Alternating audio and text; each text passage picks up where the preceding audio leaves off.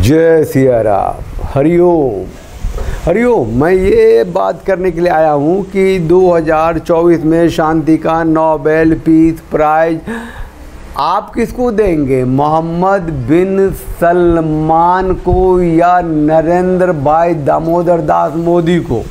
एक अरब के प्रिंस हैं, और प्रिंस बोले तो आप ये समझिए कि वहाँ के राजा बोले तो प्रधानमंत्री मान लीजिए, है ना।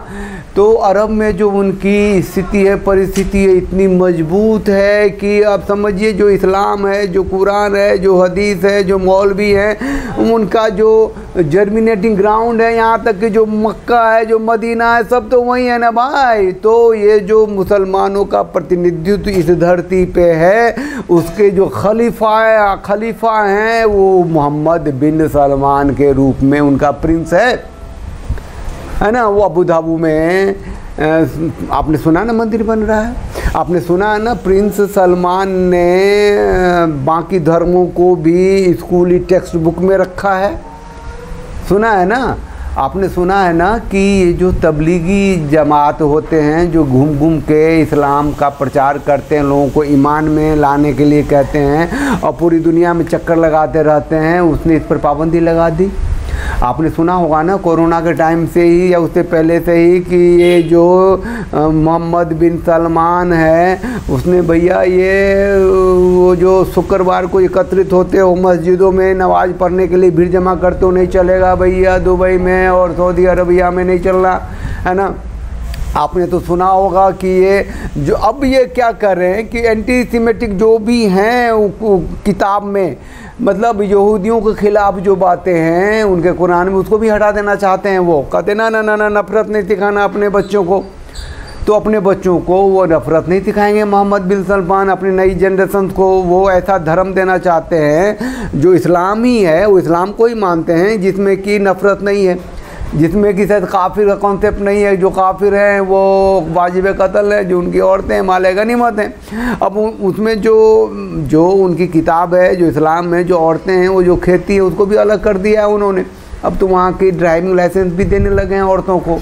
तो ये जो प्रोग्रेसिव माइंड सेट को लेकर के प्रिंस सलमान आए हैं, तो पाकिस्तान जैसे और अफ़गानिस्तान जैसे जो कुछ मुसलमान देश हैं उनको तो मुर्तद घोषित कर दिया गया। मोहम्मद बिन सलमान जो है मुर्तद है, ये जो इस्लाम के ख़िलाफ़ काम कर रहा है, ये मुल्ला नहीं मानता, मौलवी नहीं मानता, तबलीग नहीं मानता, है ना। अब जो रामायण महाभारत गीता से लेकर के ये बाइबिल उबिल सब की जो अच्छी चीज़ें हैं वो पाठ्यक्रम में घुसा रहा है, और तो और पाठ्यक्रम में जो यहूदियों के प्रति जो नफ़रत है उसको भी ख़त्म करने जा रहा है।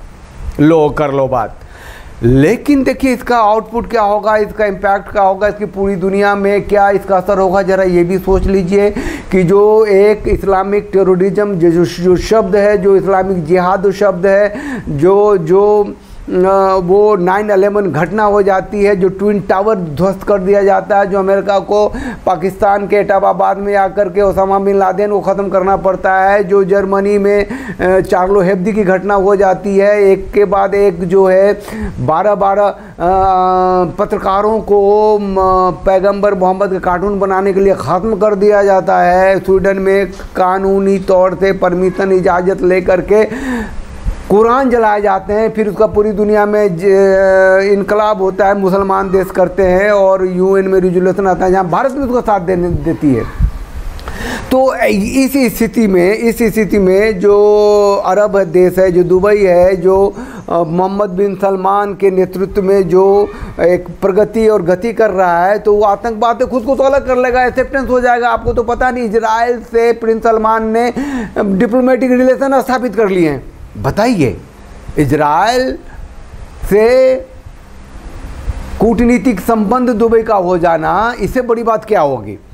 तो शांति के लिए तो एक तरफ इतना बड़ा चेहरा, इतना मजबूत चेहरा और ये क्रांतिकारी चीज़ें कर रहा है ना मोहम्मद बिन सलमान, इससे बड़ी क्रांति क्या होगी बताइए ना।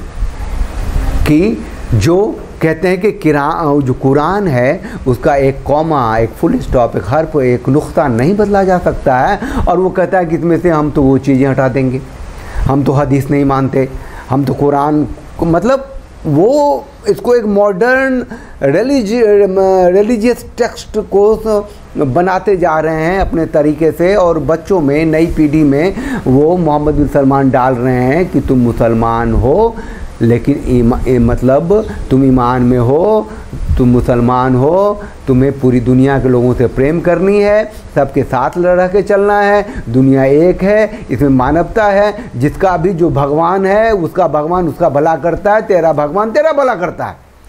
तो ये जब बच्चों को सिखा रहे हैं, जबकि वो इस्लाम का जो बेसिक कोर कॉन्सेप्ट है कि अल्लाह के सिवा कोई है ही नहीं, जो है सब झूठा है, बेकार है, नालायक है। मतलब इंडियन कॉन्सेप्ट में देखें तो सिखों के 10 गुरु जो हैं वो कुछ नहीं है, बेकार हैं। जैनियों के तीर्थंकर का कोई लेना देना ही नहीं है ना। ये जो आपके 10 अवतार हैं हिंदुओं में वो तो बेकार ही है, कोई मतलब ही नहीं है। मूर्ति पूजा तो 5 बार जो अजान वो लोग देते हैं सुबह से शाम, वही कहते हैं कि तुम्हारे अल्लाह के सिवा कोई पूजने लायक ही नहीं है। तो ये जो नफ़रत है, कोर है अंदर में, उसको मोहम्मद बिन सलमान ख़त्म कर रहे हैं। तो नोबेल प्राइज़ किसको मिलना चाहिए भैया? मोहम्मद बिन सलमान को मिलना चाहिए ना, है ना। और दूसरी तरफ है मोदी, जिनको भी नोबेल प्राइज़ फॉर पीस मिलना चाहिए, कंटेंटर हैं। आप सोचिए कि मोदी को क्यों नहीं मिलना चाहिए भैया नोबेल प्राइज़ फॉर पीस? क्योंकि जितने भी जो अरब देश हैं, जो मिडिल ईस्ट के कंट्री हैं, जो मुसलमान देश हैं, उन्होंने अपना हाईएस्ट सिविलियन अवार्ड, वो जो पट्टा होता है, मोदी के गले में डाला है कि भैया तुम हिंदुस्तान के खलीफाए हिंद बन गए हो। वो जो 80% आबादी है हिंदुओं की, उस पर मुसलमानों की श्रेष्ठता साबित करने में, उसमें मुसलमानों को तरजीह देने के लिए, वहाँ के संसाधनों पे मुसलमानों की आबादी से कई गुना ज़्यादा देने में तुमने महारत हासिल की है, कमाल कर दिया है।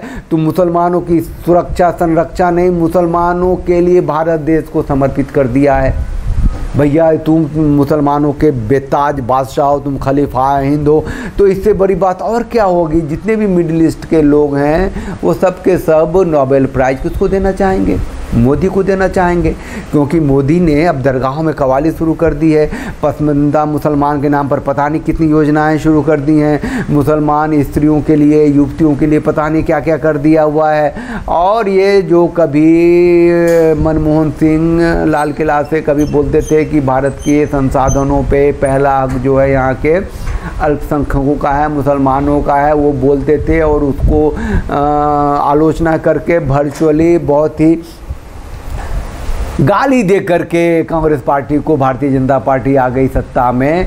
और वो तो कहते थे कि भारतीय संसाधनों पर मुसलमानों का हक है, इसने देना शुरू कर दिया, मोदी ने देना शुरू कर दिया। तो खुल करके पिटपिटा करके प्रचार करके IT सेल से उसके प्रवक्ता बोलते रहे कि 14% मुसलमानों का आबादी है, प्रधानमंत्री आवास योजना में 40% को दिया है, धन योजना में इतने दिया है, मुद्रा योजना में इतने दिया है, इतने की कोचिंग कराई है, इतना IAS ज़्यादा बड़ा कर दिया है, इतना दिस कर दिया है, यहाँ तक कि सेना में अब जो मदरसे के बच्चे भी जा सकेंगे, उनकी डिग्री को भी सर्टिफाई कर दिया है।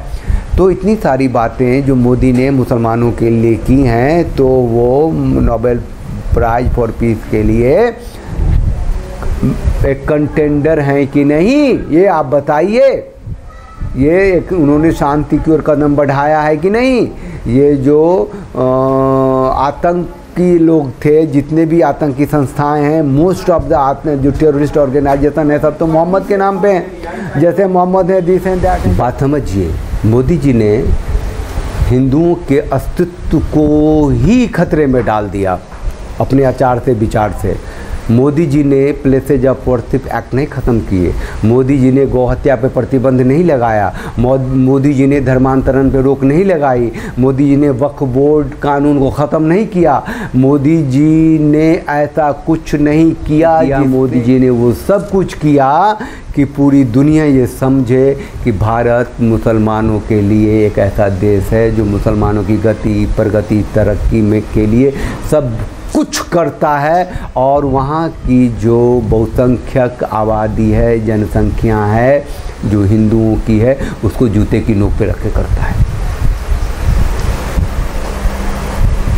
तो 2024 का पीस प्राइज के लिए मोदी जी भी कंटेंडर हैं, क्योंकि ऐसा करके उन्होंने शांति तो स्थापित की है। एक तरफा ही तो लब जिहाद होता है, गले कटते हैं, समझ रहे हैं ना, पलायन होता है, नरसंहार होता है, कश्मीरी पंडितों से लेकर के इधर मैतेई तक का मणिपुर में।